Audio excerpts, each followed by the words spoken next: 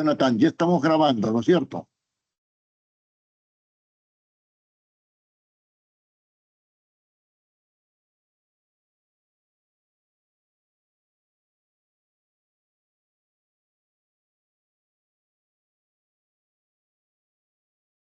Muy bien, damas y caballeros, muy buenas noches.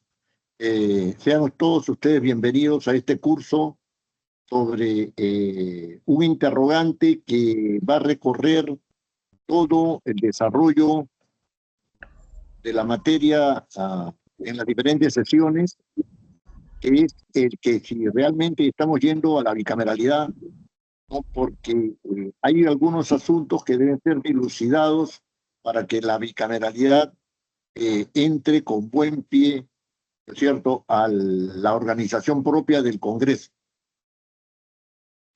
En primer lugar, tengo que decirles que este es un curso que tiene evaluación, no es un examen, no es un examen, la evaluación no es un examen. Se trata nomás de la realización de un pequeño trabajo, ¿no?, cuyas características y temas voy a precisar en la clase siguiente. Esto es toda la evaluación que va a tener este curso.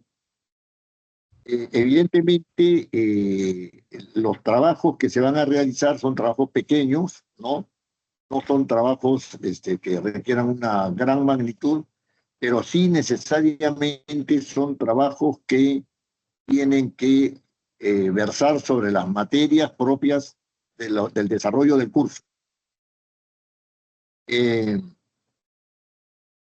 un asunto que creo que debe tenerse siempre en cuenta es que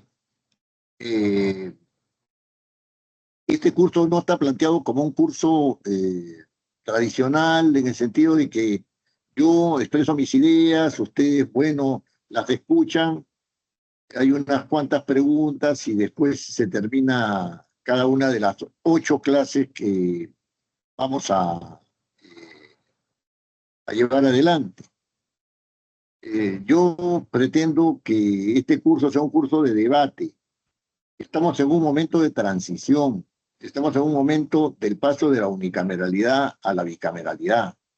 Ya se han realizado las elecciones, sabemos más o menos cuál es la proporción de congresistas por los grupos parlamentarios que han logrado pasar la valla, ¿no? Sabemos también hay un interés particular de quienes van a realizar funciones asesoriales en el Parlamento, ¿no? Y entonces es un curso que requiere de mucho debate, ¿no? De mucho debate. No solamente porque estamos en esta transición, sino porque desde mi punto de vista, como voy a tratar de sostener a lo largo de las clases, el diseño bicameral requiere de una serie de reformas, ¿no?, para que sea un diseño verdaderamente bicameral. En este momento, como lo sostendré a lo largo de este curso, no, no nos encontramos ante un diseño bicameral propiamente dicho, ¿no? Los defectos que tiene este diseño bicameral de la ley 31988 son de tal naturaleza que nos hacen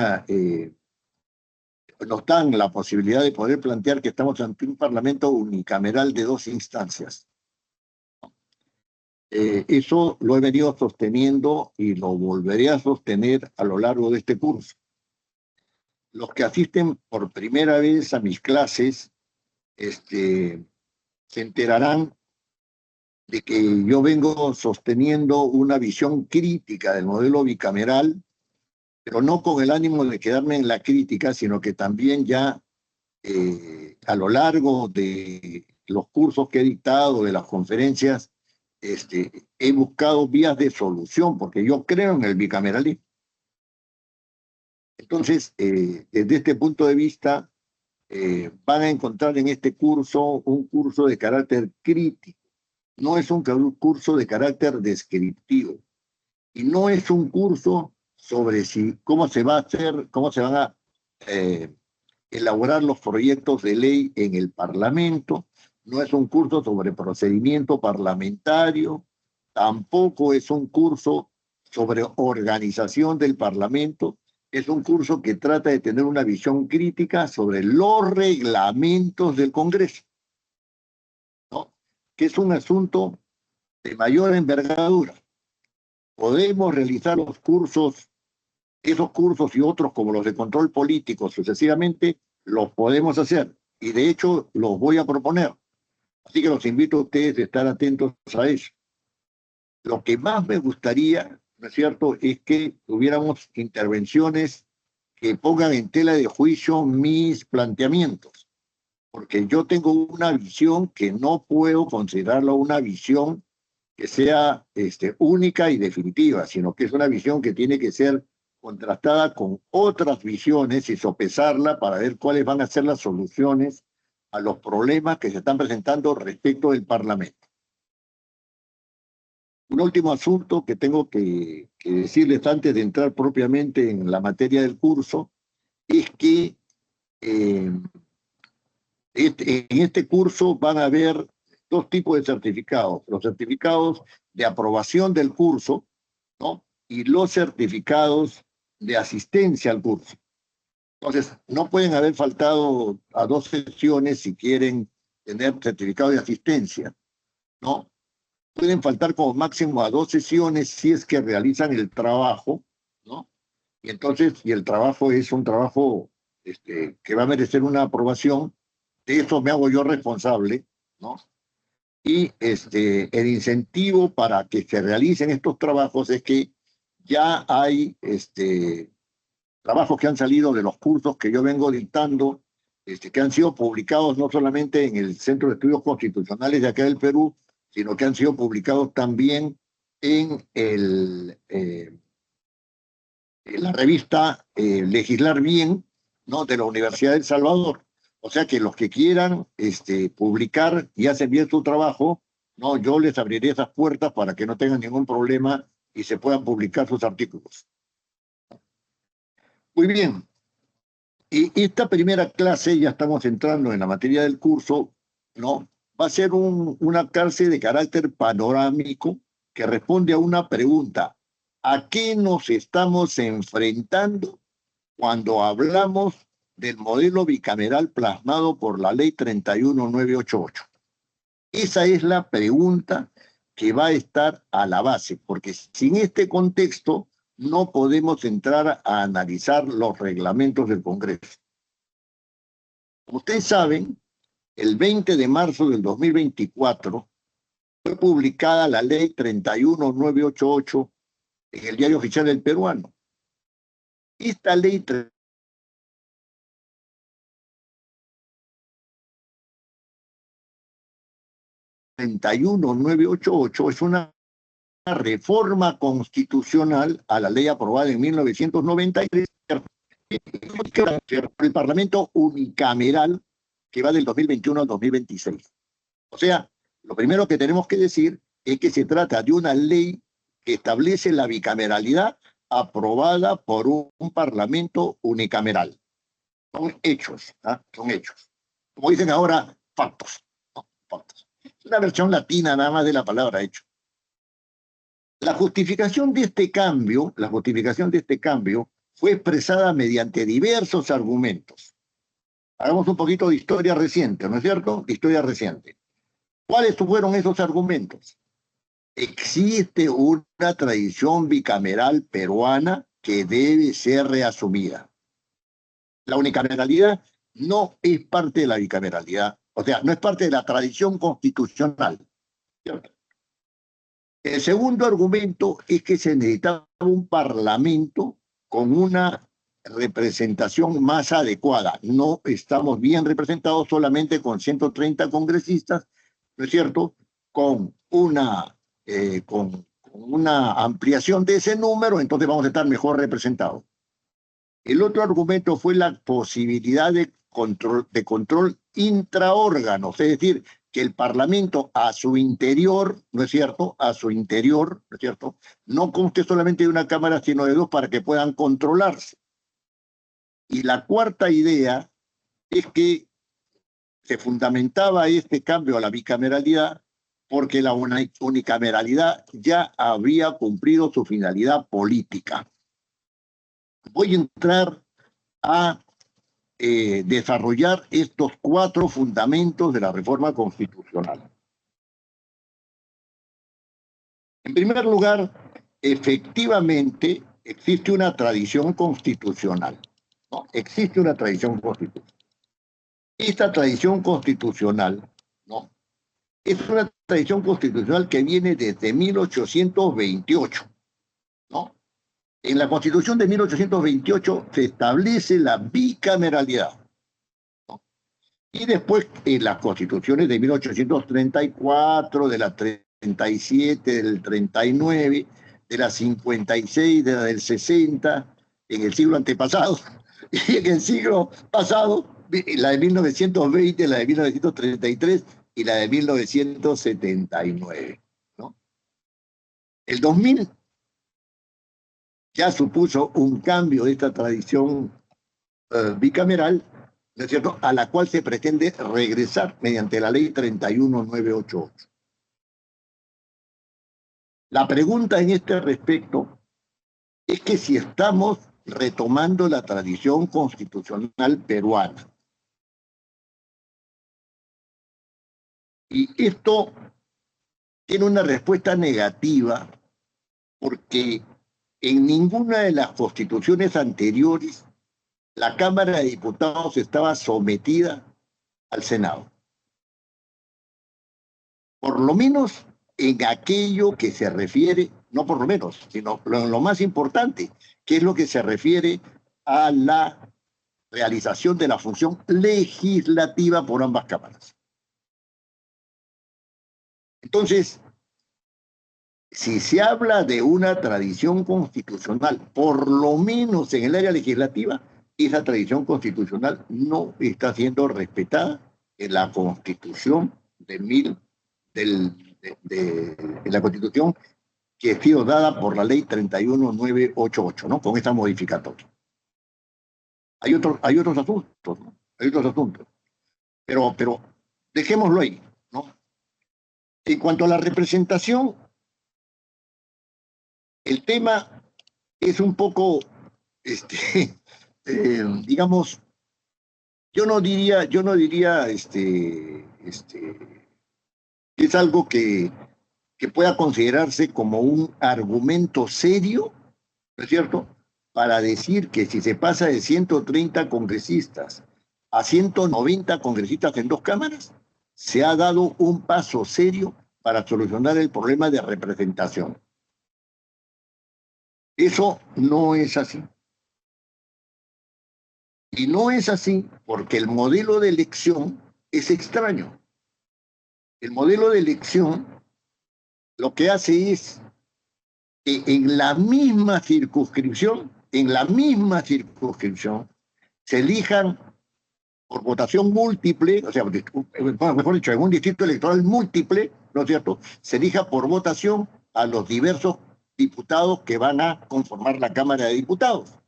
Pero en esa misma circunscripción se elige un senador por cada circunscripción, con excepción de Lima, que hay 4, ¿no es cierto?, que hay 4 senadores. Entonces, sucede que la mitad del Senado tiene el mismo origen, ¿no es cierto?, que todos los diputados. Se han elegido por la misma circunscripción. Y solamente 30 senadores son aquellos que que han sido elegidos, mejor dicho, por un distrito nacional, ¿no? Distrito nacional. Entonces, en primer lugar, ahí hay un trastoque de la representación, porque debía haber un equilibrio. La Cámara de Diputados debería tener la representación, digamos, departamental, para decirlo así, y el Senado debía tener la representación nacional, ¿no? Y el trastoque viene de que la misma representación está en diputados y está en la mitad de los senadores. Ahora, si hablamos de representación proporcional en razón de la población, no ha pasado nada. No ha pasado nada. O sea, las proporciones son más o menos las mismas. Son más o menos las mismas, ¿no? Y además, dado el origen distinto de diputados y de senadores, no se sabe exactamente, ¿no es cierto?, cómo es que esta representación va a poder tener exigencias de los representados. Allí hay un tema serio que no se ha abordado con propiedad. Yo sugiero que conversen con el doctor, bueno, es un secretario técnico que ahora trabaja en el Parlamento, que es el doctor Juan Loaiza, ¿no? Que conversen con él sobre una propuesta interesantísima que tiene, ¿no es cierto?, eh, varias variables para establecer la representación. Y una de las variables es la poblacional, la otra es recursos económicos. Y eso es importante. Tiene otras, ¿ah? Tiene otras variables. Y de allí, habiendo hecho un corrido de esas variables, hay lugares que tienen, como Lima, que tienen menor representación, que no tendrían 32 o 33 diputados, ¿no es cierto?, ni la posibilidad de tener una cantidad determinada de senadores, ¿no?, salvando las distancias de lo que acabo de decir, ¿no?, de esta elección media extraña, ¿no? Y sugiero que conversen con él, trabaja en el Congreso, el que esté interesado me pide su número de teléfono y le hablan de mi parte, ¿no? Porque hasta ahora no se ha presentado con seriedad, ¿no es cierto?, una matriz que permite establecer una representación adecuada para el Parlamento. Por otro lado, cuando se habla de representación, hay que tener en cuenta el Poder Ejecutivo, porque este asunto de la representación, no se reduce al Parlamento. El señor presidente de la República, cuando es elegido, no puede ejercer el cargo si no jura ante el Parlamento. Ese es un argumento. Por lo tanto, es un representante de la nación. Y en segundo lugar, lo que le encarga la administración, perdón, lo que le encarga a la población es la administración de la hacienda pública, los asuntos presupuestales, la recabación de recursos. Entonces, él representa todos aquellos aspectos que el Poder Ejecutivo tiene que cumplir para con la población, que no son competencia del Poder Legislativo. Un ex oficial mayor incurría en un error al decir que había que tener una comisión de representación en el Congreso, porque eso daba mucho poder, pero no se daba cuenta de que esa comisión de representación lo único que iba a hacer era no absolver, sino tomar las necesidades de los representados y trasladarlas al Poder Ejecutivo, como si el Poder Ejecutivo no tuviera canales para que se solicitara aquello que debe solicitarse y que es de la competencia del Poder Ejecutivo.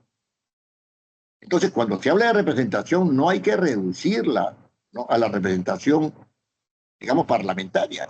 El señor presidente de la República es un representante que tiene que cumplir con la población en razón de sus promesas electorales y de las funciones que le señala la Constitución.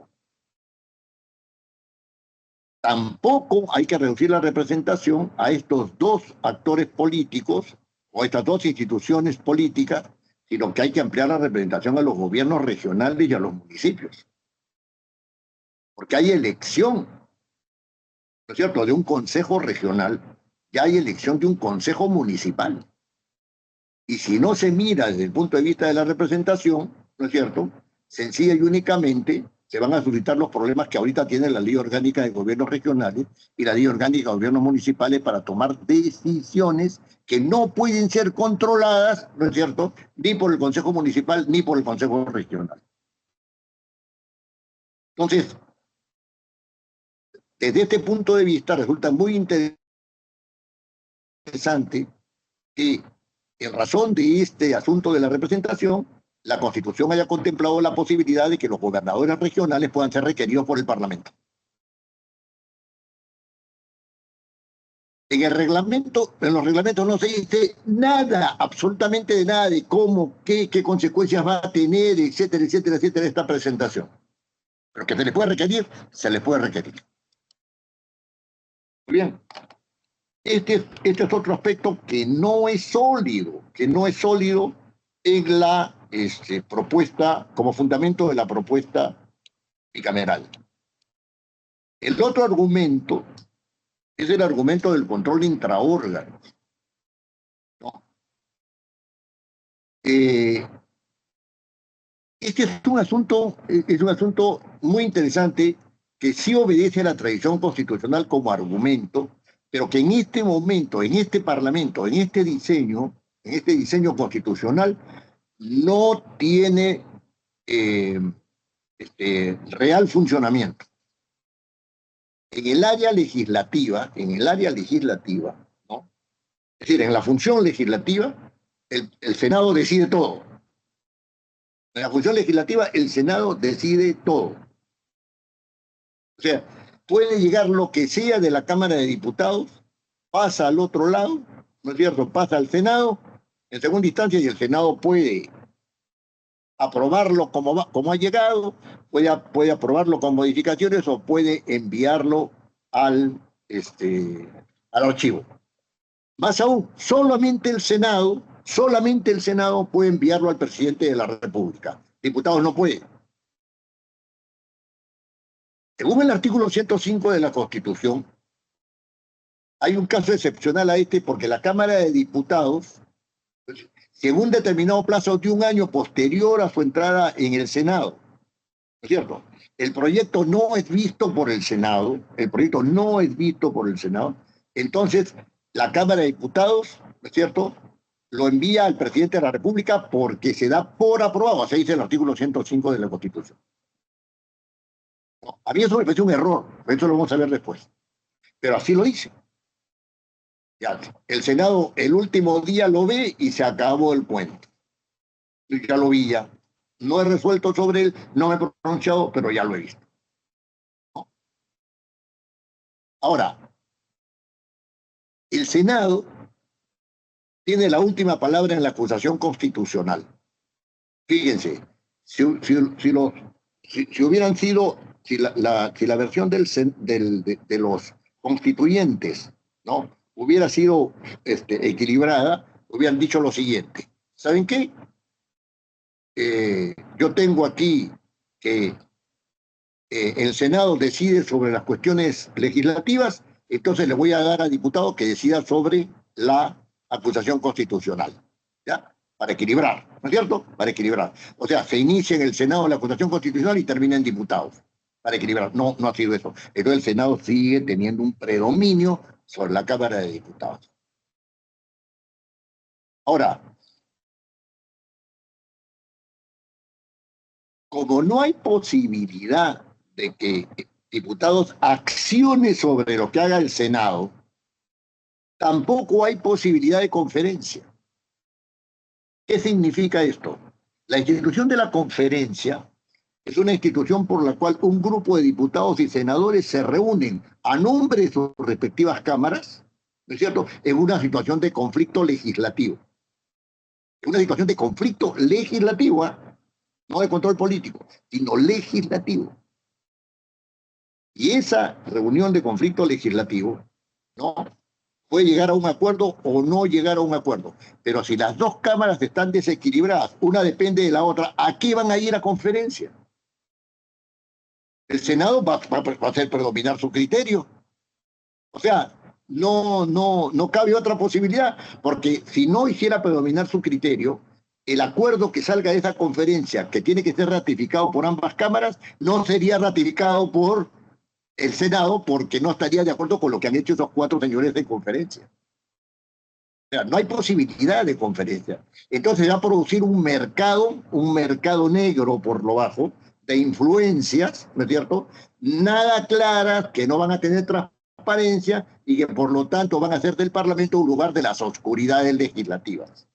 El lugar de las oscuridades legislativas. O sea, un senador que se pone de acuerdo con un diputado para que presente un proyecto y que por influencia de los grupos parlamentarios, que son más o menos los mismos, ¿ah?, en la Cámara de Diputados y el Senado, según las últimas composiciones, creo que hay uno o dos que no corresponden a la Cámara de Senadores, ¿no es cierto?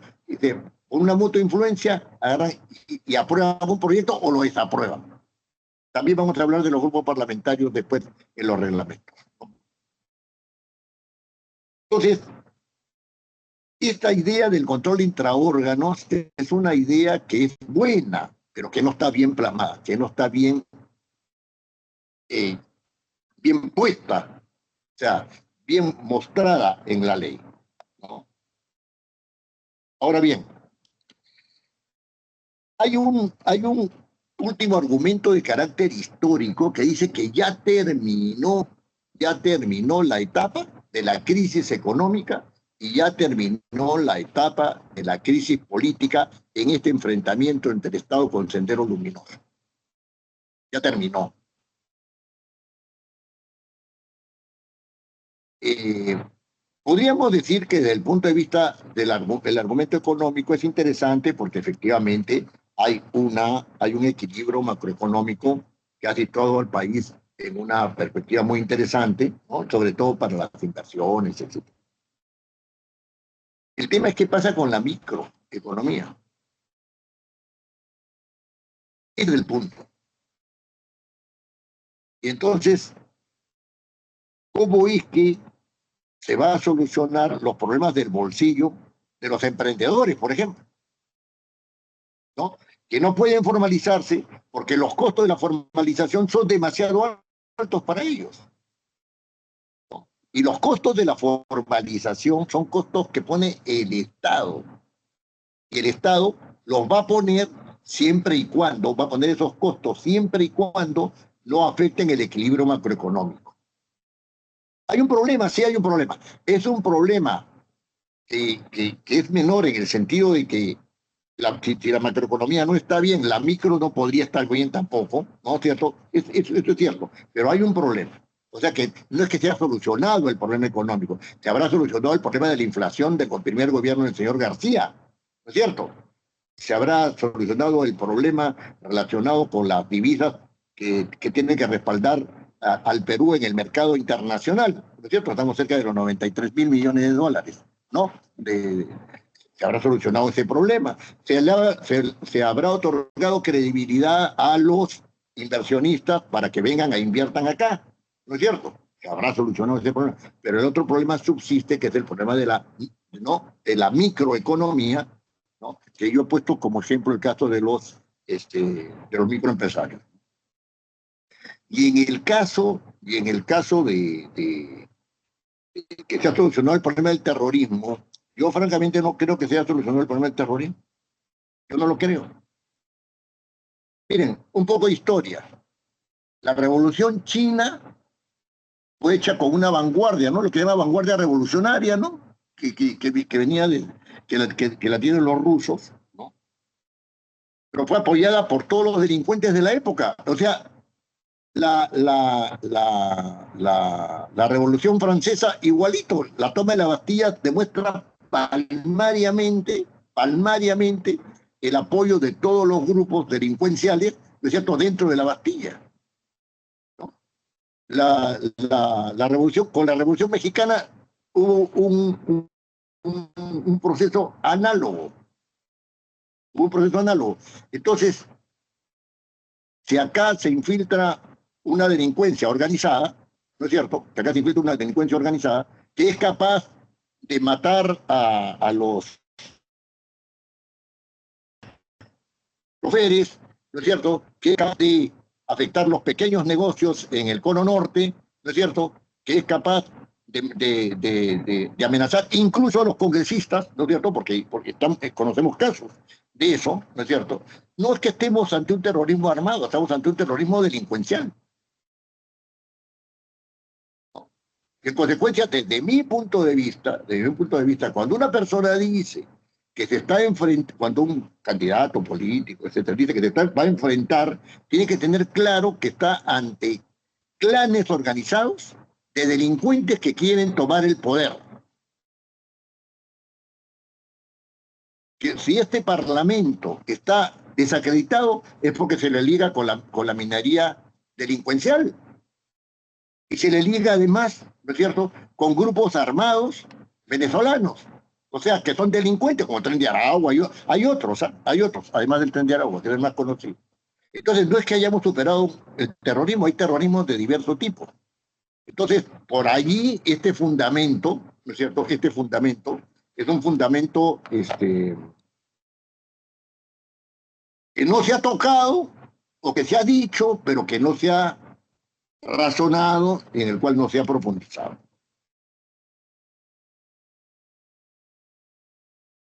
Fíjense, eh, estos argumentos han sido utilizados, pero no con la hondura propia de una reforma de esta envergadura. Pasar de la unicameralidad a la bicameralidad no es decir, vamos a añadir el Senado para que la Cámara de Diputados no incurra, ¿no es cierto?, en desatinos, como lo está haciendo la Cámara unicameral. O sea, ese pensamiento es equivocado. No es que existía una Cámara de Diputados sin Senado, existió un Parlamento unicameral. Ahora va a existir una Cámara de Diputados con Senado. La lógica unicameral es distinta a la lógica bicameral. Es distinta a la lógica bicameral. ¿Cierto? La lógica bicameral requiere del concurso de dos órganos para solucionar o enfrentar los mismos problemas, mientras que en el otro caso hay uno solo. Acá no se ha añadido un Senado, se ha cambiado de paradigma, se ha cambiado de modelo. Estamos de un modelo unicameral a un modelo bicameral. Y esta idea de que se ha añadido el Senado a una Cámara de Diputados que no existía sin Senado es una idea de las mentes unicamerales que han informado toda esta reforma y que han dado como resultado un parlamento unicameral de dos instancias. Ah, señor Oviedo, usted es muy osado. Esto es un parlamento bicameral. Aquí no hay vuelta. No, este es un parlamento unicameral de dos instancias. Y lo voy a tratar de demostrar a lo largo del curso. Ahora bien, también se hablaba mucho de la reelección en ese tiempo. Y yo dije, o yo decía por ese entonces que esa era una trampa. Y esa reelección de la cual se hablaba, ¿es cierto?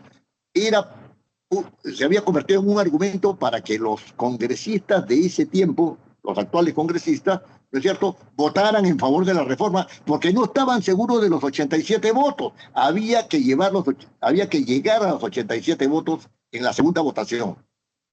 Y por lo tanto, hoy esto no va a posibilitar ser reelectos.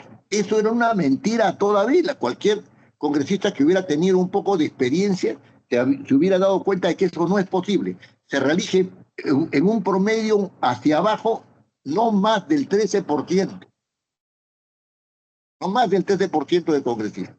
Y aquí no estamos hablando de una reelección en el sentido técnico, porque ser elegido para un proceso bicameral no significa la continuidad del proceso unicameral.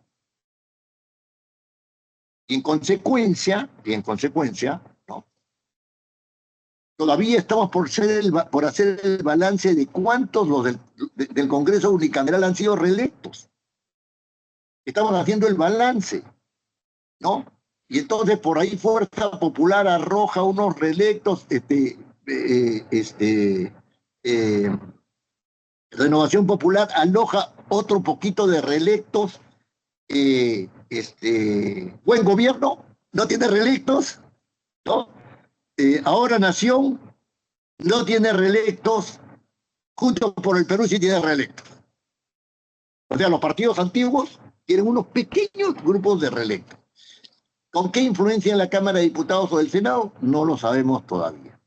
Pero lo que sí es cierto es que la proporción entre los reelectos de acá y la posibilidad de que sean reelectos cuando se ofreció la reelección como una posibilidad al estar discutiendo la Cámara de Diputados, no era un argumento sólido ni fuerte. No era un argumento ni sólido ni fuerte. Era un argumento engañoso. Engañoso. Bueno, en este ámbito es que se fue plasmando, ¿no es cierto?, la aprobación de la ley 31988, ¿no? O sea, no, vamos a hacerlo de esta manera, los debates iban por ahí. Pero hay objeciones que se han quedado subsistiendo y que no han sido solucionadas. Fíjense ustedes, Primera objeción. ¿Puede un parlamento desacreditado hacer una reforma de esta naturaleza? Claro, lo que está abajo de esta pregunta es la ausencia de legitimidad para hacerla, pues. ¿No es cierto? La ausencia de legitimidad. ¿Qué ha pasado? Nosotros somos congresistas, según el artículo 206 podemos hacer esta reforma de la Constitución, ¿no es cierto? Según el artículo 206 de la Constitución, podemos hacer esta reforma de la Constitución y en consecuencia, en razón de nuestra legitimidad de origen, porque somos elegidos por voluntad popular, la vamos a hacer. Y la hicieron. Sin embargo, ¿no es cierto? El Parlamento estaba tan desacreditado que no llegaba ni siquiera por ese tiempo al 6 o 7% de aprobación. Y en consecuencia, ¿no es cierto? Al tener la población en contra, no debieron haber pensado, oye, hacemos esto, no lo hacemos. Le estoy sincero, hasta ahora no entiendo por qué se ha hecho el cambio de la unicameralidad a la bicameralidad. Yo soy partidario de la bicameralidad, pero no entiendo por qué se ha hecho. Hasta ahora no entiendo cuál es el argumento, la intención soterrada, ¿no es cierto? No expresada, ¿no?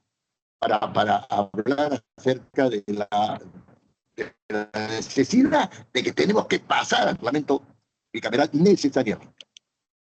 La segunda objeción, que es una objeción mucho más importante, está referida a los alcances del referéndum realizado el 9 de diciembre de 2018. Porque los alcances de ese referéndum, si bien fueron un poco manipulados por el señor Vizcarra, ¿no? Arrojaron, ¿no es cierto?, un 90%, ¿no es cierto?, de votos en contra de la bicameralidad. O sea, se propuso que hubieran 100 diputados y 30 senadores, ¿no es cierto? No, no queremos eso. Listo. Pasaron los años, ¿no es cierto?, y se propone la ley, ¿no es cierto?, de la bicameralidad. La señora Moyano, en el último debate que hubo, ya para aprobar la segunda votación de la bicameralidad, en la cual hubo un argumento por demás extraño. ¿Sí? ¿Cuál es el argumento por demás extraño? Aquí, en este segundo debate, ya no se pueden presentar reformas. En este segundo debate intercambiamos opiniones, ¿no es cierto?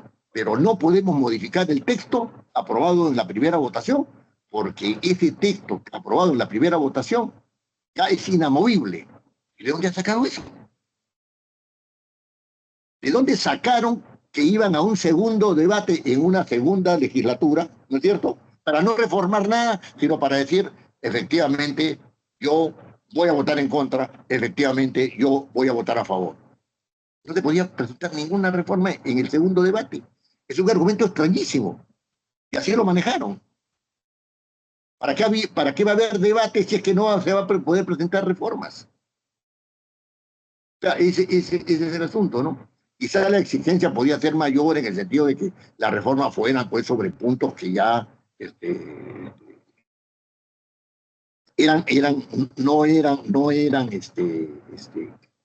digamos, no podían ser sujetos a un acuerdo, se peleaba por eso, se dejaba evidencia, pero ante un debate tiene que haber la posibilidad de que se presenten alternativas al texto que se está debatiendo. ¿No? Por lo demás, no había cambiado ninguno de los argumentos anteriores que yo he señalado, ninguno fue, digamos, apoyado por otros argumentos en abundancia, ninguno, fueron esos los argumentos. Por ejemplo, la señora Moyano, ¿no es cierto? La señora Moyano, cuando le dijeron, ustedes no pueden aprobar este texto porque hay un referéndum del 9 de diciembre del 2018 que ha votado en contra de esto. La señora Moyano, apegándose a la ley 26300, al artículo 43 de la ley 26300, agarra y dice, ¿saben qué? Solamente se puede, por hecho, ya podemos contradecir esa decisión porque han pasado 2 años. Argumento jurídico interesante. Argumento jurídico válido. ¿Eh? Pero lo que no se dio cuenta la señora Moyano, ¿no? O si se dio cuenta, no lo quiso tener en digamos, no lo quiso evidenciar, ¿no? Que se dé cuenta, no quiso evidenciar, es que el argumento político iba a subsistir más allá del argumento legal. Y tan ha subsistido, ¿no es cierto?, que la Asamblea Constituyente, entre los argumentos que tiene, es que este Parlamento no ha respetado la voluntad popular, ¿no?, del referéndum realizado el año 2018. Entonces, la señora Moyano, situada bien jurídicamente, no se situó bien políticamente. Ahora bien, claro, también hay esto, ¿no? O sea, es diferente un referéndum convocado por un presidente de la República al amparo de la ley 26300, ¿no?, que un referéndum que deviene de una votación menor a los 2/3, ¿no? Cuando se vota por primera vez y entonces tiene que ir necesariamente a referéndum. Hay esa diferencia. Yo estoy diciendo con esto de que no tenga amparo constitucional la reforma que se ha realizado. Estoy diciendo de que desde el punto de vista político, los alcances del referéndum están yendo más allá de la reforma constitucional. Muy bien. Voy a señalar algunos problemas devinientes de esta reflexión. El primer problema que tenemos que abordar, ustedes me dirán, me van a decir, este es un problema ocioso, el que usted está planteando es un problema ocioso. ¿Cuál es el problema? Un paréntesis, ¿no? Estoy realizando todo esto para enmarcar los reglamentos, ¿ah? Para enmarcar cómo se deben tratar los reglamentos.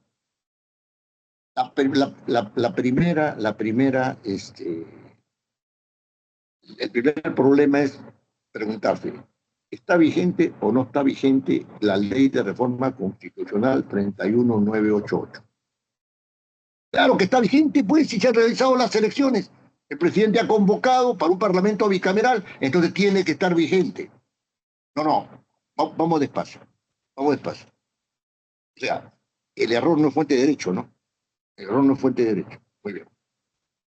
Yo he sostenido que esta ley está vigente, pero no para el periodo 2026-2031.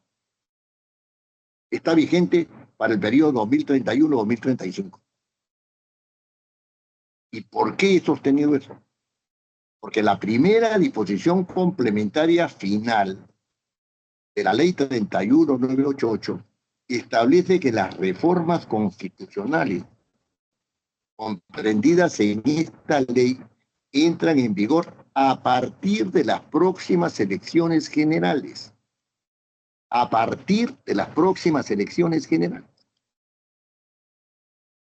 ¿Cuándo empiezan las elecciones generales? Con la convocatoria del señor presidente de la República a elecciones generales. Estas se realizaron el 25 de marzo del 2025. Ahí empezamos. La convocatoria de la señora presidenta de la República era una condición para la vigencia de la ley 31988, según la primera disposición, porque dice a partir de las próximas elecciones generales. Allá yo convoco a elecciones generales y entonces, dada la convocatoria, entonces entra en vigencia la 31988.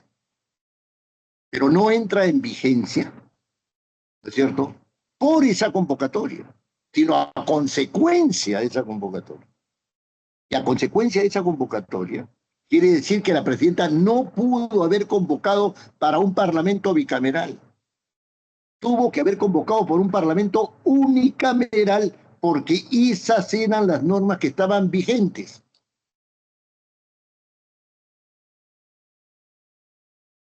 No hay convocatoria, no hay vigencia. Hay convocatoria, hay vigencia. Hay convocatoria bajo las reglas que esa convocatoria supone, unicameralidad. Usted me puede decir, no, no, no, han entrado al mismo tiempo. No, no, una es condición de la otra. No hay simultaneidad.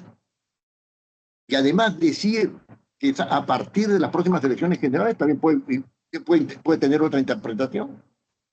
Se realizan las elecciones generales, entra en vigencia. O sea que, según esta otra interpretación, no estaría en vigencia la 31988 porque no han concluido las elecciones generales. Doctor, ¿sabe qué? Ya ese problema ya es un problema que no tiene razón de ser. Es un problema que ya los hechos están consumados. Y frente a los hechos, esa disposición, ¿no es cierto? Ya prácticamente ha sido dejada de lado, no importa, ya estamos ya aquí en la bicameralidad. Como hecho, estamos en la bicameralidad, pero estamos ante un problema muy serio.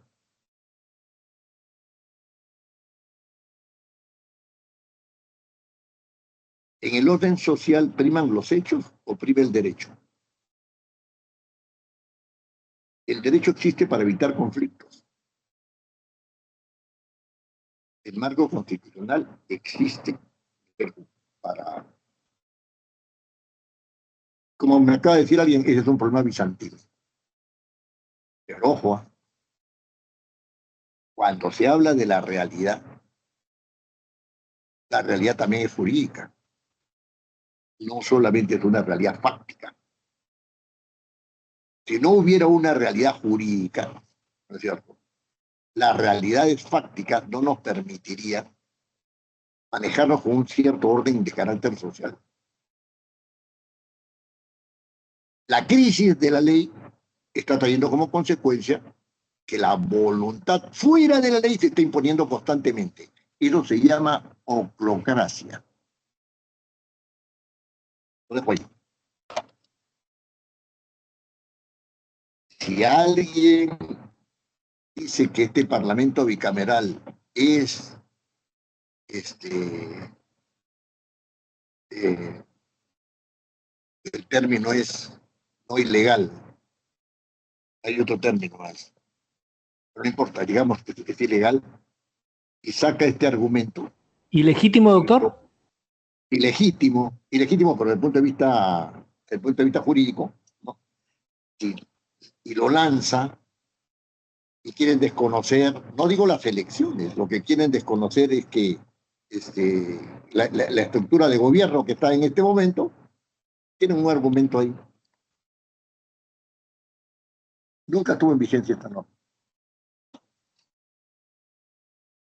Otro asunto que hasta ahora no se resuelve, lo dejo planteado ahí, ¿eh? Yo he recibido reflexiones a este respecto diciéndome, ya ese es un tema que no.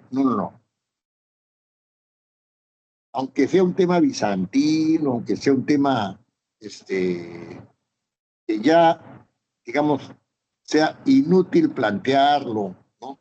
Yo creo que se tiene que dejar evidencia de que aquí se sentaron en la norma por una voluntad política.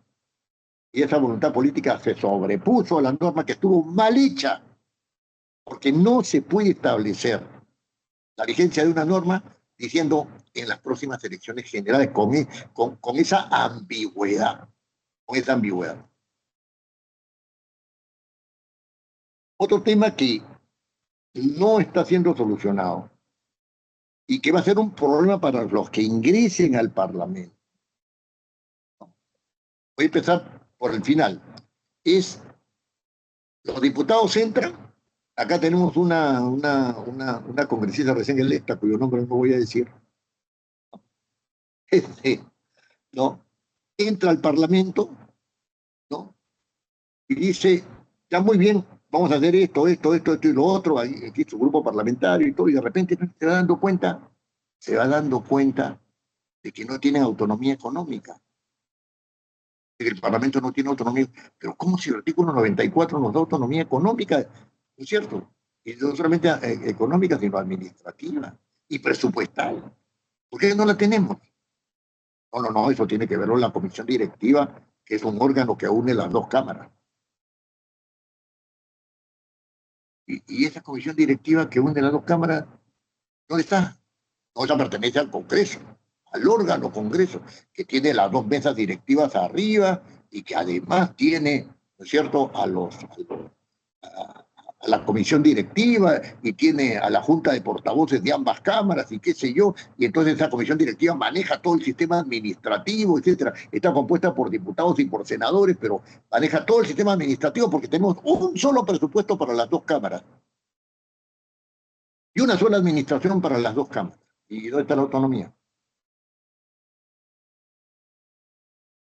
¿De dónde ha salido que un órgano fantasma, como es el órgano Congreso, no estoy hablando de la institución Congreso, un órgano Congreso, ¿no es cierto?, se pueda, que es una institución fantasma, ¿no?, se pueda sobreponer y coaccionar la autonomía de las cámaras de diputados y la Cámara de Senadores, que por disposición constitucional son autónomas, tienen autonomía constitucional. La modernidad lo solucionamos con las computadoras. No, no, no, acá no se trata de modernidad. Aquí se trata de que el tema de la representación está amarrado por. Pero lo vamos a ver con más detenimiento. ¿De dónde surge este amarre? ¿De dónde surge este amarre? Mire,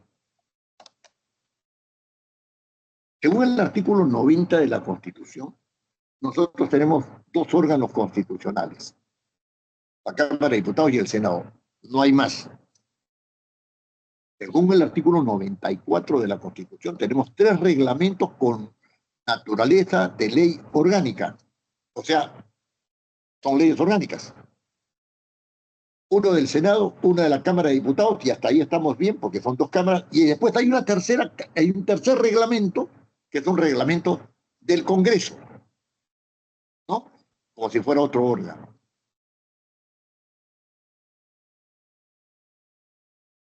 ¿Por qué han puesto eso? El asunto viene al revés. ¿Qué significa lo que acabo de decir? ¿No?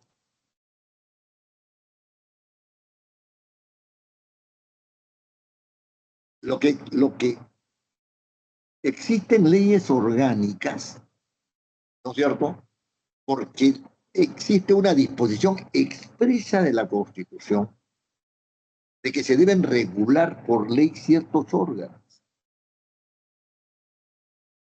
O existen órganos constitucionales cuya regulación requiere de leyes orgánicas, aunque no haya mandato constitucional.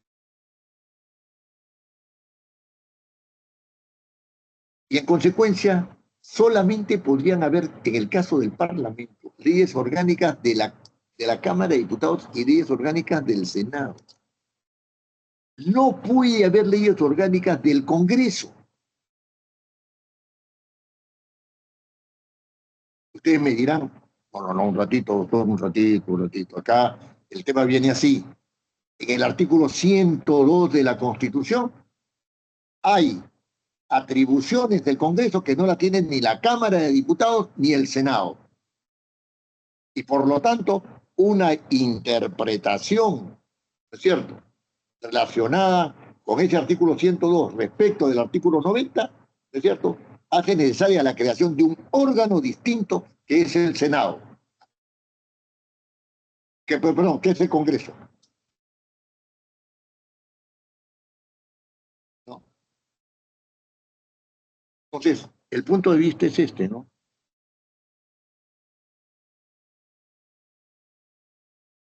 Esas disposiciones que son para el Congreso, dadas por el artículo 102, están relacionadas con asuntos de carácter económico y presupuestario.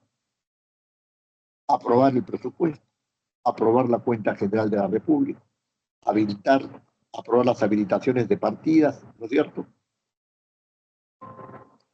Después, ya hay dos normas que no tienen este carácter económico, sino que se refieren una al otorgamiento de amnistía y la otra a la demarcación territorial que propone el Poder Ejecutivo, que tienen que ser aprobadas por el Congreso.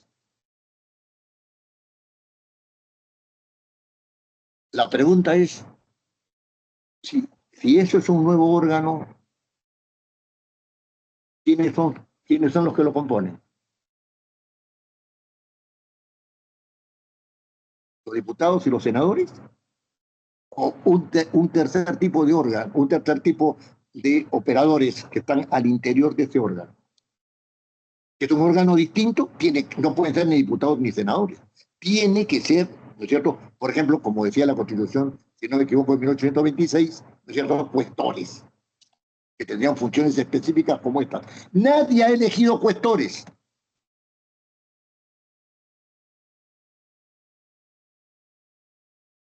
Lo que se ha dicho es que se reúnen diputados y senadores para entender, ¿no es cierto?, cómo van a realizar la aprobación de estas atribuciones que he señalado con anterioridad. Y si se reúnen diputados y senadores, no estamos ante otro órgano, estamos ante una instancia que tiene que ver con eso, pero siguen siendo diputados y senadores. Y tan son diputados y senadores que el quórum de las sesiones conjuntas de senadores y diputados se realiza aparte, diputados por su lado y senadores por el otro. Y el quórum, perdón, y las votaciones se realizan aparte, senadores y diputados. No existe votación, ¿no es cierto?, conjunta de diputados y de senadores. No existe. Y no podría existir, porque si no los diputados siempre se impondrían.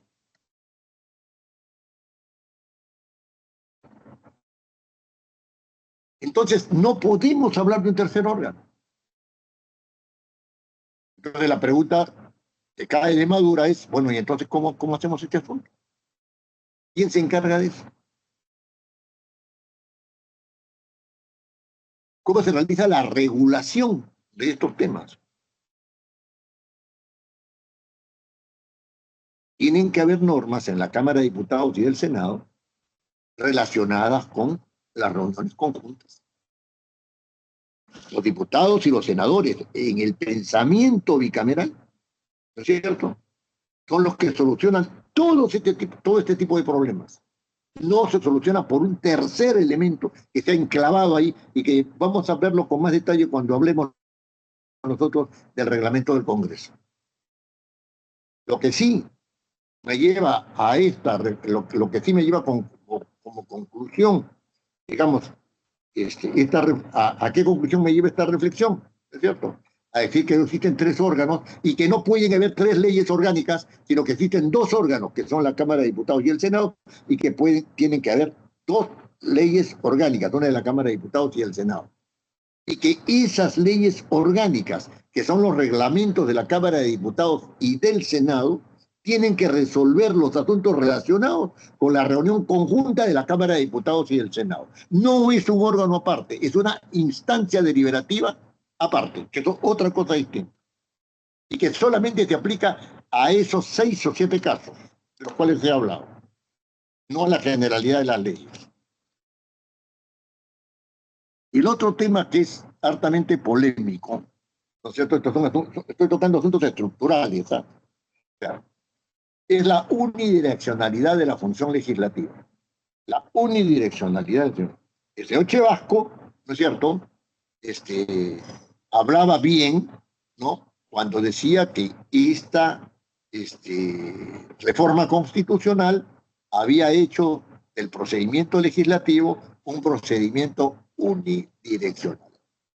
Y que si las cámaras de diputados era la única que podía tener derecho a iniciativa, lo cual hay que interpretarlo bien, hay, hay que interpretarlo bien, la Cámara de Senadores era la única que iba a revisar.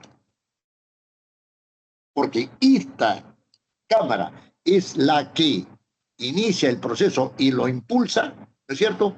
A la otra se le da la capacidad de revisión. Ahí está el equilibrio.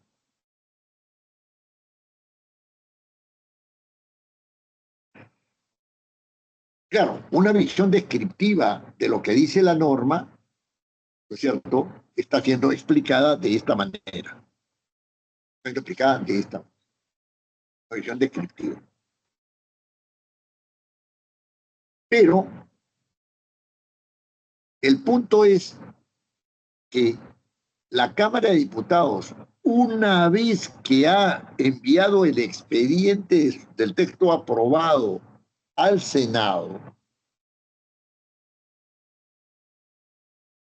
pierde totalmente, vamos a decirle en términos así un poco extraños para el derecho parlamentario, ¿no? Jurisdicción, pierde competencia, ya no tiene nada que ver con el asunto.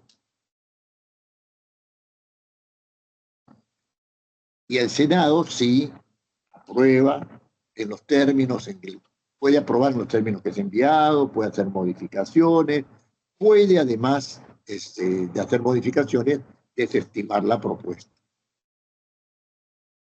Si la aprueba, la envía al Poder Ejecutivo, ¿no? Para las observaciones que haya el caso, para la promulgación.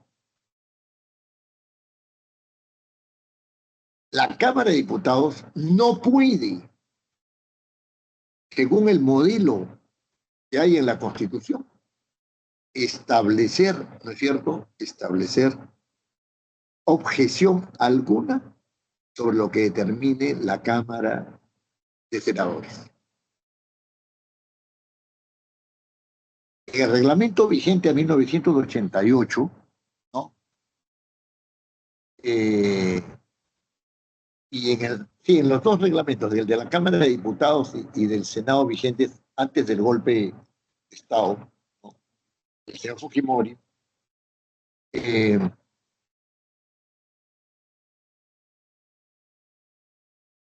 tratamiento era distinto porque el Senado tenía derecho a iniciativa y diputados tenía derecho a iniciativa, y en consecuencia lo que hacía el Senado era revisado por diputados y lo que hacía diputados era revisado por el Senado. Acá no hay posibilidad de que haya una revisión el que origina la norma. No hay. La norma ha sido originada en diputados, termina diputados enviando al Senado, no hay posibilidad de revisión. Ustedes me dirán, bueno, puede haber una reunión llamada de conferencia ahí para ver. Sí, pero es que esa reunión de conferencia tiene que cambiar, solamente es posible, mejor dicho, si es que se cambia la lógica de relación entre las cámaras. ¿Por qué? Porque si el Senado solamente revisa y se hace cargo de su revisión en esta revisión de conferencias, no va a ceder frente a diputados y diputados no va a poder hacer absolutamente nada sobre lo que determina el Senado, no va a haber acuerdo y el Senado regresará con lo suyo. Va a ser muy difícil que el Senado ceda posición frente a la Cámara de Diputados. Muy difícil. Porque además la Cámara de Diputados no tiene ningún derecho de imponerle nada, ¿no es cierto?, al Senado, ¿no? Y hacerlo por la vía de la conferencia sería utilizar la vía indirecta, ¿no es cierto?, que está prohibida cuando hay una determinación clara por la vía directa. No se puede hacer conferencia. Entonces, esto, ¿por qué es un problema? Porque rompe un principio que es el que ha inspirado la reforma, que es el principio de control intercámara, pero intraparlamento, intraórgano parlamentario, ¿no? Porque no hay posibilidad de que diputados del Senado controle sin que el diputado pueda hacer nada. Hay un controlador y un controlado, nada más. Y eso no es equilibrado en el control que las cámaras deben tener entre sí.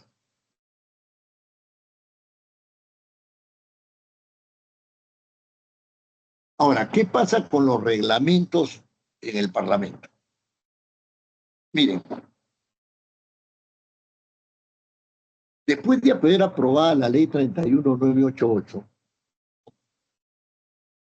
sus mentores, ¿no es cierto?, que podemos ubicarnos en la Comisión de Constitución, ¿no?, del momento adecuado de la aprobación, ¿no?, se dieron cuenta de que hemos aprobado la ley, pero ¿y ahora cómo la viabilizamos?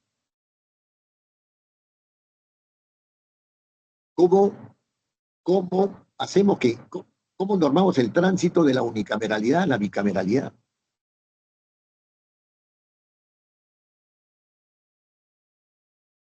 Entonces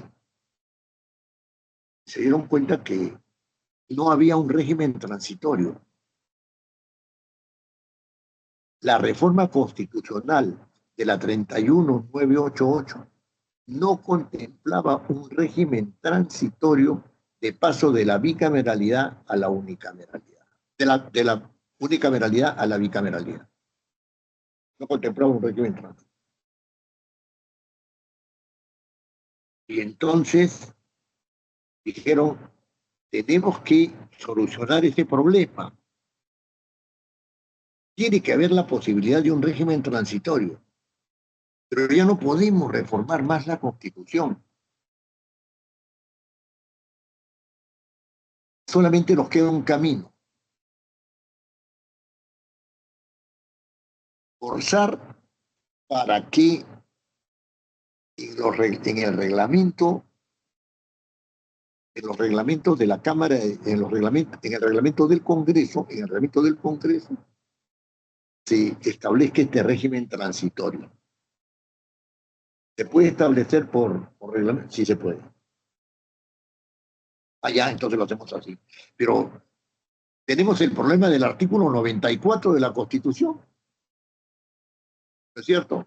El reglamento del Congreso, el reglamento del Senado, el reglamento de la Cámara de Diputados son elaborados y aprobados por cada Cámara.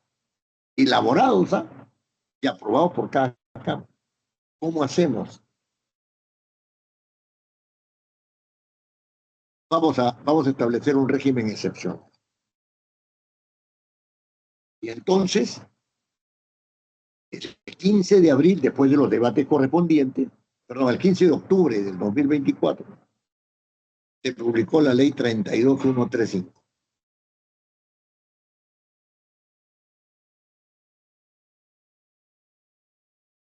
Esta ley 32135 establece por modificación, es decir, incorpora, ¿no es cierto?, una disposición transitoria cuarta, a la cual le denomina disposición transitoria especial cuarta, así se denomina, mediante la cual se autoriza excepcionalmente al Congreso unicameral la elaboración y aprobación de los reglamentos del Parlamento bicameral.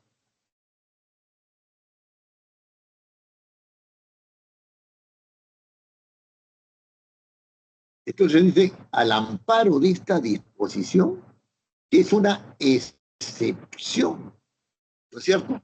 Se autoriza excepcionalmente. ¿Una excepción a qué? Es una autorización excepcional respecto de qué, ¿no es cierto? Respecto de lo establecido en el artículo 94, ¿no es cierto? Es una excepción al artículo 94 de la Constitución, que dice que cada Cámara elabora y aprueba su propio reglamento. Eso se llama autonomía normativa de las cámaras. Entonces, cuando ustedes miraban los debates de la Comisión de Constitución sobre la dación de los reglamentos, lo primero que decían los presidentes al iniciar el debate es que este debate, ¿no es cierto?, acerca de las propuestas de reglamento, que fueron 3 propuestas de reglamento, ¿no? Una por el señor Elías Ábalos, que proponía el reglamento del Congreso, de la Cámara de Diputados y del Senado, otra por la señora Moyano, que también proponía los mismos reglamentos, y una tercera de la señora Juárez, ¿no es cierto? La señora Juárez este, tomó la propuesta del servicio parlamentario, ¿no es cierto? Le hizo unos acomodos y la presentó para su aprobación. Y esta última propuesta fue la que se tuvo en cuenta para centrar los debates.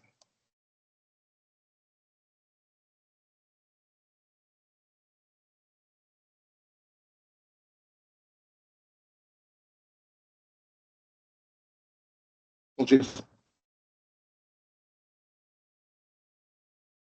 ¿cierto? De la 38.135, porque la cual se incorpora este texto constitucional de autorización excepcional, no especial, ¿ah? Excepcional, excepcional, para que el Parlamento unicameral pueda dar los reglamentos de ambas cámaras, ¿cierto? Dejando de lado, para decirlo inicialmente, lo dispuesto en el artículo 94 de la Constitución. Se trata, en primer lugar, de una disposición especial. Yo soy un experto en técnica legislativa, no lo digo por apavonearme ni cosas por el estilo, sino que conozco el tema, ¿no? Yo nunca he escuchado hablar de una disposición especial, nunca, salvo que se hable que se dan leyes especiales por la naturaleza de las cosas, pero no por la diferencia de las personas.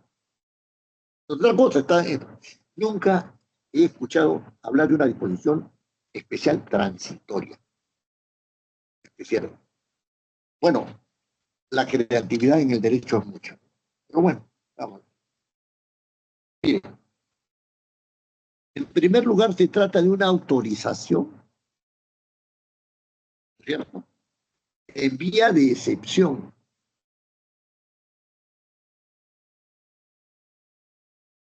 Esta disposición transitoria está exceptuando, ¿cierto?, de lo dispuesto en el artículo 94 de la Constitución, ¿no es cierto? Y exceptúa y otorga en base a esa excepción atribución al Parlamento unicameral, ¿no es cierto?, para que elabore los reglamentos del Congreso, del Senado y de la Cámara de Diputados. La finalidad es implementar lo dispuesto en la Ley 31988. Pero hay un párrafo, un segundo párrafo en esta disposición, ¿no es cierto?, en esta disposición especial cuarta, que llama la atención y dice lo siguiente: el Senado, la Cámara de Diputados y el Congreso de la República, ¿no es cierto?, no están impedidos de realizar las aprobaciones de reformas parciales o totales a sus respectivos reglamentos. Si están instaladas las cámaras, necesitan autorización de un tercero para poder reformar sus reglamentos. No están impedidas, quiere decir que están autorizadas. ¿Necesitan autorización? No necesitan autorización. Pero volvamos a lo primero. Yo quiero plantearles a ustedes unos interrogantes que pueden desarrollar después, si quieren, si desean, en los artículos a los cuales voy a hacer referencia en la clase que viene. En realidad, lo que esta disposición especial cuarta establece es una suspensión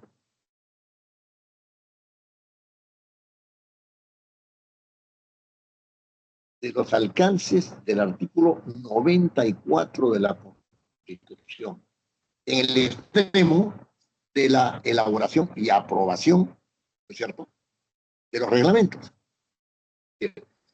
Ya no lo van a hacer ustedes, lo van a hacer estos por ahora. Es una suspensión. Entonces la pregunta que surge es: ¿puede dejarse en suspenso una disposición permanente contenida en el artículo 94, en el extremo de su elaboración y aprobación, ¿se entiende?, de los reglamentos, por una norma de carácter eminentemente transitoria que daría atribución a un órgano distinto de la Cámara de Diputados y del Senado, y también del Congreso, que es un órgano distinto, que es el Parlamento, ¿no es cierto?, unicameral? Y además, se puede dejar en suspenso tal disposición sin establecer un término de transitoriedad. ¿Puede una suspensión no tener término de inicio y término de final?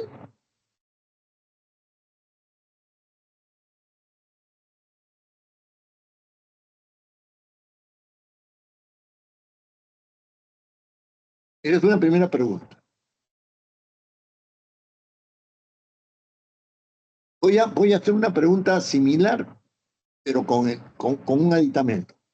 ¿Puede el Parlamento, esta segunda interrogante, 2021-2026, este Parlamento unicameral, suspender sin término los alcances del artículo 94 que consagra la autonomía normativa tanto de la Cámara de Diputados como del Senado y se la da un tercero? En tercer lugar, ¿no? ¿Puede la ley 32135 modificar temporalmente una ley que no se encuentra vigente? Al momento de la dación de la ley 32135, no estaba vigente la 31988 porque no se habían convocado elecciones generales. Entonces cabe la pregunta, ¿puede una ley como la 31, como la 32135 que autoriza los reglamentos, modificar temporalmente una ley que no se encuentra vigente para el periodo 2026-2031 como es la 31988? Esto lo dejo en su consideración. Ahora bien, se han aprobado los reglamentos, está bien, se han aprobado los reglamentos, ahí están aprobados, etcétera, están aprobados.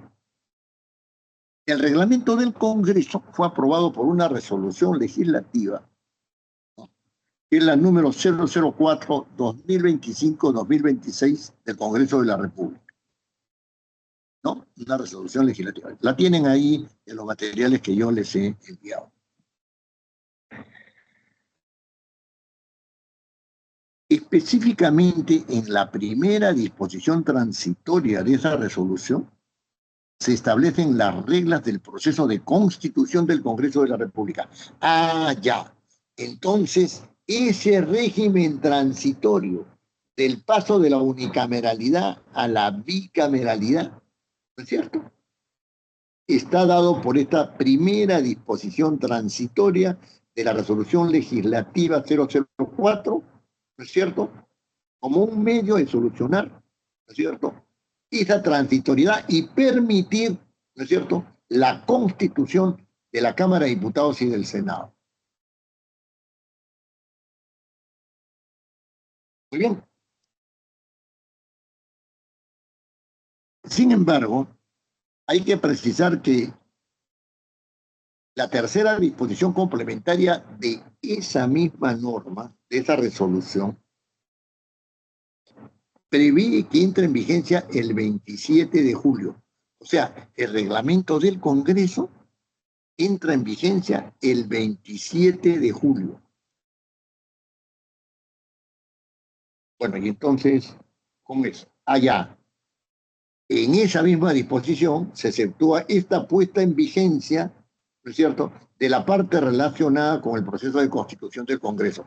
A esta parte, ¿no es cierto?, de la tercera, de la primera disposición transitoria, que norma las reglas para la constitución del Congreso bicameral, no va a entrar en vigencia el 27 de julio. ¿Cuándo va a entrar en vigencia?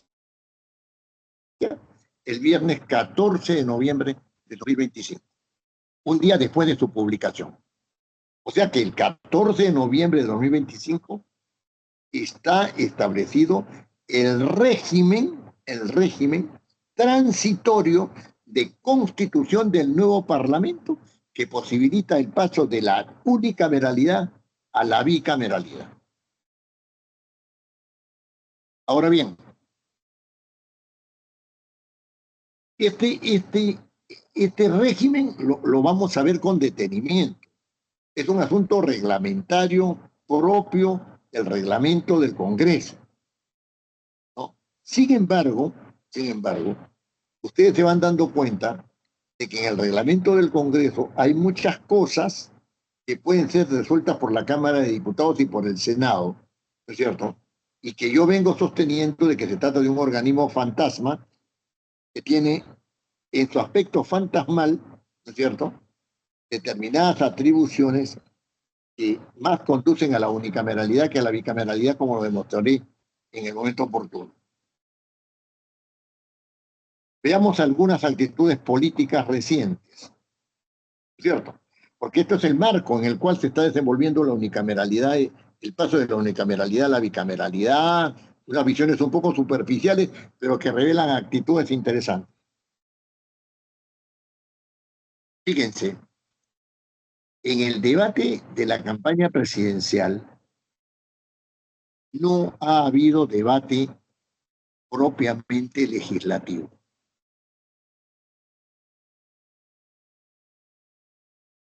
¿Qué va a hacer el Parlamento? ¿Qué va a hacer un Parlamento para dejar de ser desacreditado?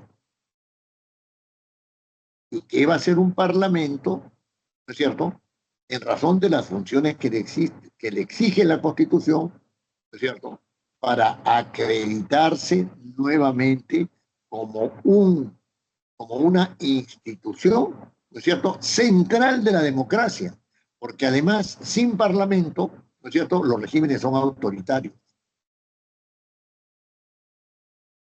Entonces, se lanzaron propuestas sueltas durante la campaña. Estamos en el ámbito político, ¿no? Propuestas sueltas. Vamos a hacer que los congresistas no perciban el monto por instalación, sean diputados o senadores. Bueno, después el señor Chevasco, que se hizo cargo de esto, dijo, en el Senado no vamos a aceptar esto. Después, vamos a reducir el presupuesto del Congreso. Algunos decían al 50% y otros decían vamos a analizar bien porque el presupuesto del Congreso no puede seguir como está. Vamos a, vamos a disminuir el número de servidores de los despachos congresales. Con 7 vamos a reducirlos. ¿No? A 3 vamos a reducirlos a la mitad, etcétera, etcétera. Desde el punto de vista constitucional, vamos a propiciar, ¿no es cierto?, que haya un cambio de representación a la mitad del periodo o la tercera parte de los miembros del Congreso. ¿No es cierto? Ya, ¿cómo lo iban a hacer? ¿Cómo no lo iban a hacer? Nada que ver. Entonces, digamos, desde el punto de vista estructural, no ha habido una determinación, digamos, de cómo estas normas se incluyen dentro de un programa que tenga que ver no solamente con la articulación con el Poder Ejecutivo, con el Poder Judicial, con los organismos constitucionales autónomos, etcétera, sino además no ha habido un debate serio sobre la organización interna del Congreso, porque nadie se ha planteado si esa organización favorece o no favorece la institucionalidad. Es decir, si esa organización favorece o no favorece el cumplimiento de las funciones legislativas, de control político, presupuestarias, eleccionarias, etcétera, del Parlamento, ¿no es cierto? ¿No? De los señores parlamentarios, sean diputados o sean senadores. No ha habido un debate a ese respecto y se habla de una reforma del Estado, ¿no es cierto? Como si el Estado fuera el Poder Ejecutivo y no se habla nunca de una reforma del Parlamento, ¿no? Una reforma del Parlamento. Entonces, hay preguntas que son necesarias, que hubieran sido necesarias de afrontar durante la campaña electoral y que le hubieran ganado muchos votos a los congresistas que hubieran entrado por ahí, ¿no es cierto? A los candidatos al Congreso que hubieran entrado por ahí, ¿no? ¿Qué es el Parlamento? Nadie explica qué es el Parlamento. El Parlamento es el lugar donde se hacen leyes. Esta es una visión así superficial.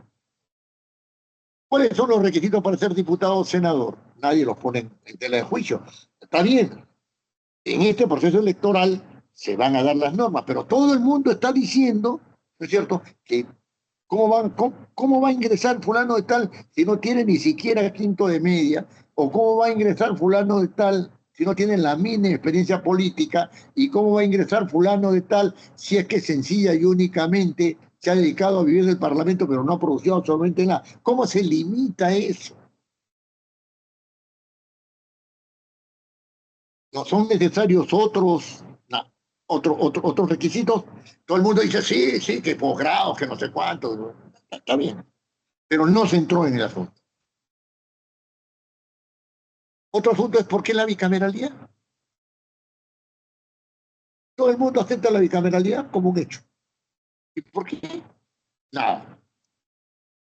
Lo otro, ¿cómo entender la autonomía del Parlamento? El Parlamento tiene que tener autonomía. Si no tiene autonomía respecto al Poder Ejecutivo, respecto al Poder Judicial, ¿qué tipo de autonomía tiene el Parlamento? ¿Qué tipos de autonomía tiene? Pues, autonomía económica, autonomía presupuestal, autonomía normativa, etcétera. No ha habido alguien que haya planteado las cosas de esa manera. Otra, los diputados y senadores ejercen sus funciones de manera, eh, como dice el reglamento, bueno, no sé, ¿deben ejercer sus funciones de manera exclusiva o no deben ejercer sus funciones de manera exclusiva? Porque resulta que son responsables de las opiniones o votos que ejercen, son irresponsables por las opiniones o votos que ejercen en el ejercicio de la función cuando están en funciones. Solamente en esos casos, cuando están en sesión, solamente ahí están en funciones. O sea, cuando se reúnen con un sindicato, se reúnen como diputados, cuando se reúnen como, cuando se reúnen, cuando se reúnen con los medios de prensa, se reúnen como senadores, se reúnen como diputados, son citados en su calidad de tales. Cuando lo buscan en su casa para tal y tal cosa, lo buscan en su calidad de senadores, calidad de diputados, etcétera, ¿no? O sea, ¿cuándo son diputados? Solamente cuando ejercen funciones. A tiempo completo, dice el reglamento. ¿Y a tiempo completo qué significa? Mientras el Parlamento esté funcionando. No ha habido debate sobre eso, ¿no? El otro debate, ¿cuánto debe ganar un diputado o senador? ¿No? Un debate importantísimo. ¿Cuál es la participación de los grupos políticos que llegan al Parlamento? Los llamados grupos parlamentarios. ¿Cuál es la participación? ¿Cómo deben participar? ¿Qué reconocimiento deben tener en el área parlamentaria? Porque vienen del ámbito partidario y se insertan en el Parlamento. ¿Cuál es la relación que tiene que haber? No se ha discutido eso. Tiene que haber financiamiento de los partidos políticos y por lo tanto de los grupos parlamentarios.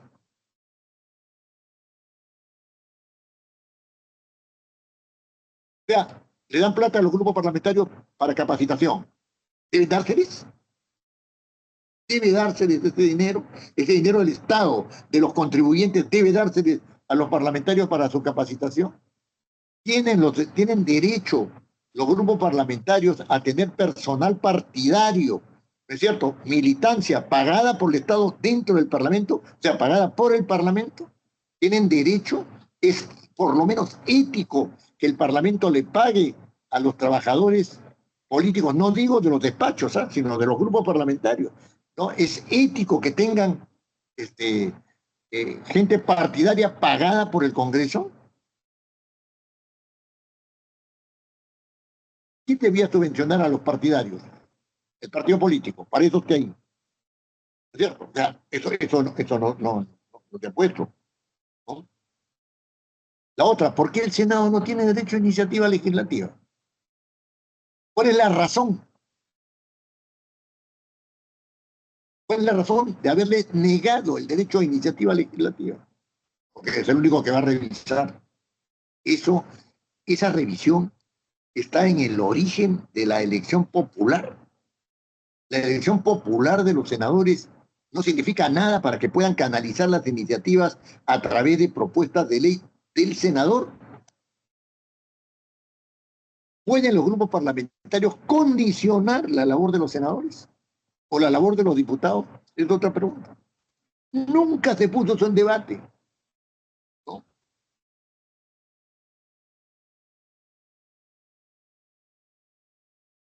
Otra de las cosas, el Senado todopoderoso. O sea, ¿han reflexionado bien sobre el Senado todopoderoso en el área legislativa? Sí. Pero que han dicho que la Cámara de Diputados es todopoderosa, ¿no es cierto?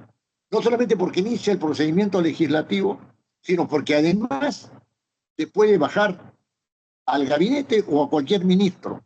Eso no lo dicen. Eso no lo dicen. En el área de control político, de la función de control político, ¿no es cierto? El Senado es poderoso, pero la Cámara de Diputados Yo creo que es más poderosa. ¿Cuándo se puede bajar uno al presidente del Banco Central de Reserva? Una vez y después viene el otro y se quedará años. Al defensor del pueblo, al superintendente, no, al superintendente de Banco y Seguro no puede, no puede. Ese está en ese caso del superintendente de Banco y Seguro, después lo vamos a ver. El superintendente de Banco y Seguro no puede ser ni acusado constitucionalmente ni removido por el Senado. Es interesante ese caso, muy interesante. La otra pregunta, ¿en qué consiste la función administrativa del Parlamento? El Parlamento tiene una administración interna, ¿no? No es que todo está bien ahí, la junta de portavoces, etcétera, ¿no? Abajo el oficial mayor, ¿está bien eso? ¿Desde hace cuánto tiempo no hay una reingeniería interna del Parlamento? Se habla de tecnologización, pero si la tecnologización se va a dar sobre la base de una organización que no tiene nada que ver, ¿no es cierto?, con, con el cumplimiento de los fines, vamos a estar en lo mismo, porque el instrumento se va a adecuar a la naturaleza de los órganos.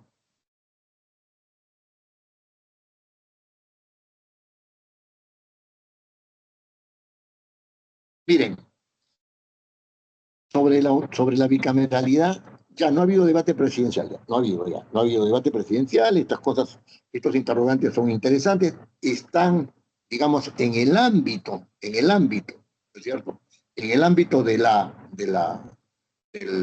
quehacer político respecto del Parlamento, pero hay actitudes que revelan eh, cómo los determinados grupos parlamentarios, en razón de su pertenencia a partidos políticos, van a entrar a incidir en la bicameralidad.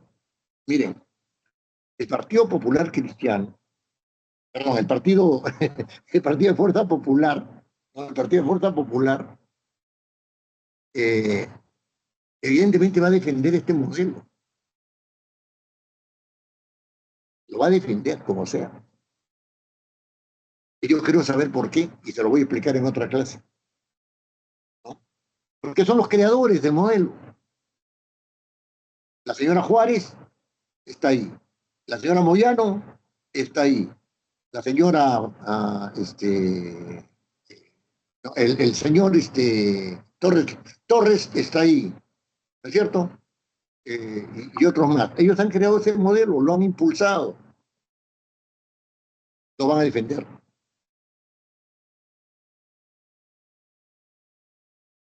Lo van a defender, está bien así como está.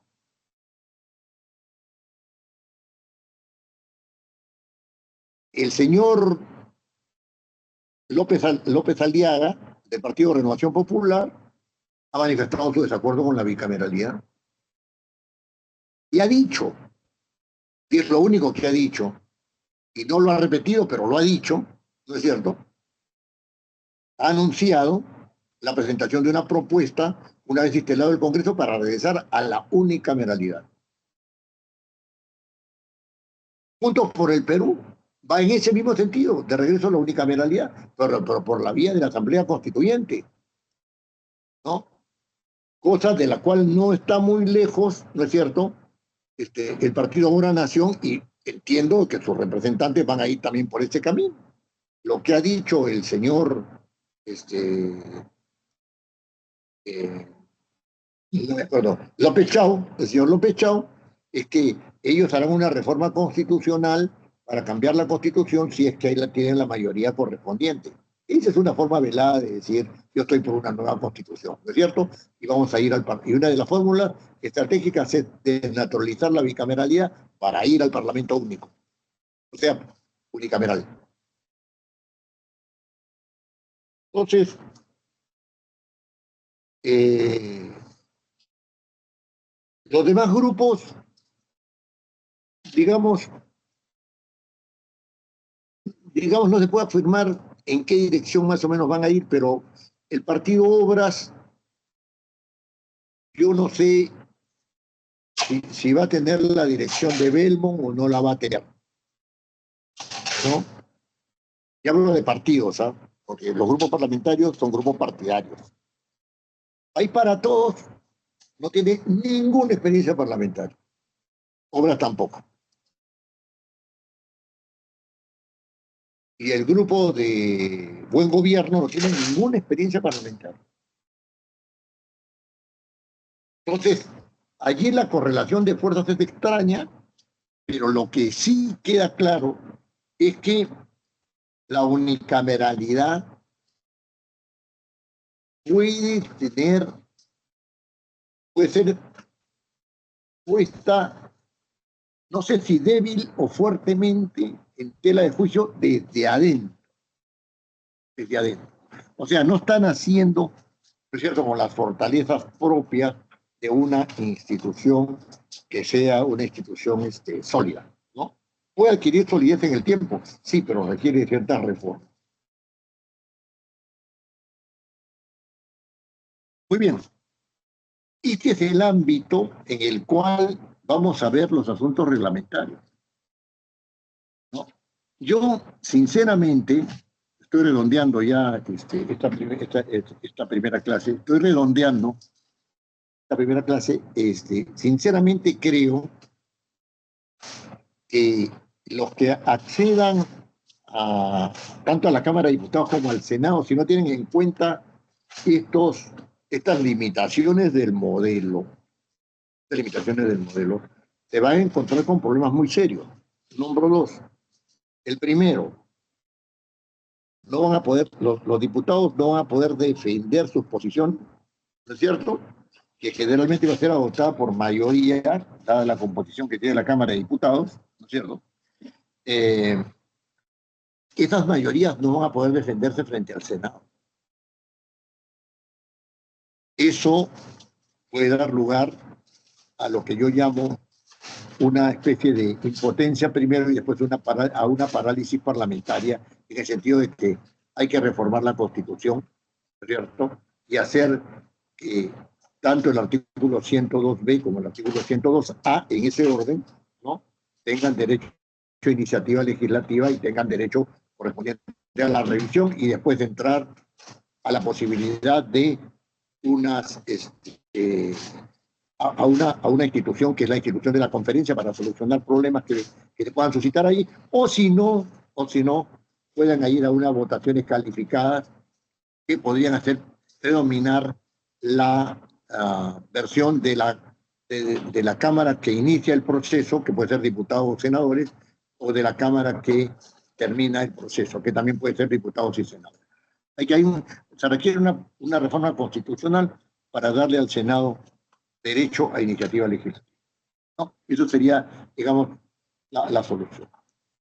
Otro de los problemas es que los senadores y los diputados eh,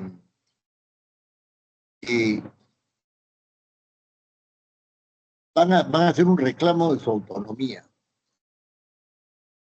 Y la autonomía pasa por la autonomía económica y administrativa, ¿no? Esto se va a ver más claramente cuando veamos el reglamento del Congreso, ¿no?, en la parte correspondiente a la organización de este órgano fantasma, al cual yo llamo órgano fantasma. Eso lo vamos a ver con más detalle en ese momento. Otro de los problemas que puede tener también este Parlamento, estoy hablando de problemas estructurales, ¿no? O sea, está mal entendida la relación entre la Cámara de Diputados y el Senado, son las relaciones con el Poder Ejecutivo, porque como vamos a ver también, ¿no es cierto?, el tema de la observación presidencial deja siempre al Ejecutivo en una situación de debilitamiento, porque lo que pueda observar no le interesa sencillamente al Parlamento y se acabó el cuento por insistencia. Ahí hay varias cosas. Y lo otro es que la disolución del Parlamento, ¿no?, va a dar lugar a una serie de reflexiones de la Cámara de Diputados sobre la relación de la Cámara de Diputados con el Senado. Eso también se ve claramente en los reglamentos. Les voy adelantando que se ha normado, después se lo voy a decir con más precisión, el Senado se haga cargo de la Cámara de Diputados cuando la Cámara de Diputados esté disuelta. Vayan pensando si eso tiene razón de ser. No tiene razón de ser. Bueno, eso es todo lo que tengo que decir en esta primera clase. En realidad es un planteamiento de carácter general. En la clase que sigue, el del día jueves, voy a entrar ya propiamente al reglamento del Congreso. ¿Hay algún comentario o alguna opinión acerca de lo dicho? Profesor, Sí, interesantes Jonathan. las reflexiones que usted ha dado, pero digamos, me preocupa, digamos, una de las conclusiones que usted hace, ¿no? Porque implicaría, pues, que el actual Congreso, bueno, el nuevo Congreso, o sea, el Congreso bicameral, no se encontraría, no se encontraría en condiciones de funcionar durante el primer año a un ritmo medianamente aceptable.